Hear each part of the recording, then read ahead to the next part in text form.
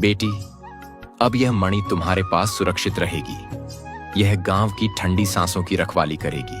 अब ये किशनपुर नहीं रहा महाराज, अब तो ये इग्लूपुर है। साधु वहाँ से गायब हो जाता है। अब कोई बच्चा गर्मी से नहीं रोएगा, कोई बूढ़ी काकी तपती रातों में नहीं तड़पेगी।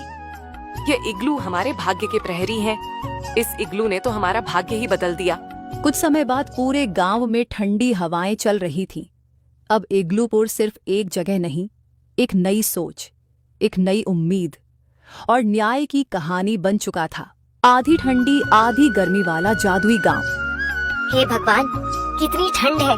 हाय, ये ठंडी ठंडी हवा तो हड्डियों तक को चूम रही है। राम जी ही बचाएं इस कड़ाके की ठंड से। पता नहीं ये कैसा जादुई गांव है जहाँ पूरे साल बर्फ गिरती रहती है। काश हमारे जादुई गांव में सर्दी के बजाय 6 महीने ठंड और 6 महीने गर्मियाँ होती। जहाँ एक तरफ बूढ़ी जमुना अपने जादुई गांव में बर्फ गिरने से दुखी थी, वहीं दूसरी तरफ गर्म हिस्से में लू बह रही थी। जुगनी पानी लेकर मीलों पैदल चलते हुए घर जा रही थी। हे भगवान, मैं तो पसीने से नहाई जा रही हूँ। आग लगे इस गर्मी वाले जादुई गांव को। यहाँ नदी तालाब सब सूख चुके हैं। कितने किलोमीटर दूर से पानी लाना पड़ता है। इससे लाख गुना अच्छा तो पहले का मौसम था। थोड़ी परेशानी थी, लेकिन कम से कम ठंड देखने को तो तरसना नहीं पड़ता था। खैर, बोया पेड़ बबूल का तो आम कहाँ से होगा। आखिर क्यों ये महिलाएं ऐसी मिसाल दे रही थी? और क्या है इस जादुई गांव का रहस्य, जिसमें एक समय पर 2 अलग अलग मौसम मौजूद हैं? चलिए इसके पीछे की कहानी देखते हैं। दूर दराज बसा हुआ बलियापुर गांव आज भी बाकी गांवों से पिछड़ा हुआ था।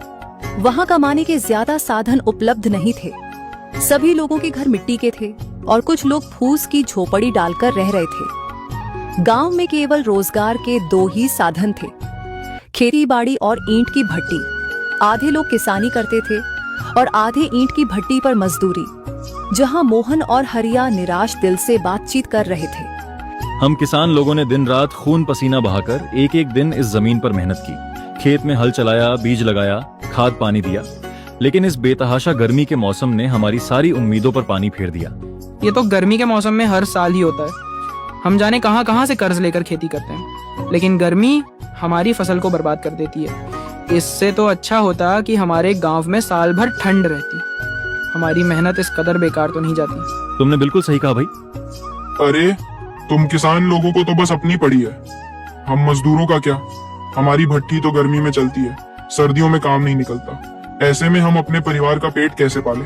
कभी सोचा है? अरे तुम भी हमारी तरह खेती कर लो, किसने मना किया है? ज्यादा लंबी लंबी मत फेंको बरखुरदार। तुम्हारी तरह हमारे पास जमीन होती तो हम भी खेती कर लेते। इस तरह मौसम को लेकर लोगों के बीच लड़ाई शुरू हो गई। तभी गांव की सबसे बुजुर्ग महिला सीता काकी आकर दोनों का झगड़ा सुलझाती है।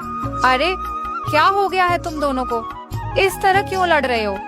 एक ही गांव में रहकर इस तरह एक दूसरे के खून के प्यासे बने हो। पहले ही हम इतने दुख और तकलीफों में अपना पेट भर रहे हैं। भाई भाई की तरह रहो, भगवान से प्रार्थना करो, वही सबका बेड़ा पार लगाएंगे। बस करो काकी, अगर सच में भगवान होते तो हमारे गांव की परिस्थितियां इतनी गरीब और दुखदाई थोड़ी ना होती। बात करती हैं। गांव के गरीबी भरे हालातों ने गांव के तमाम निवासियों को नास्तिक बना दिया था।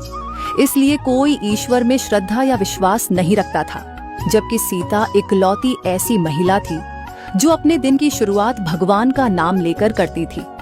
जब कभी उसके दरवाजे पर कोई इंसान या जानवर आता तो वह उन्हें भूखा नहीं भेजती थी,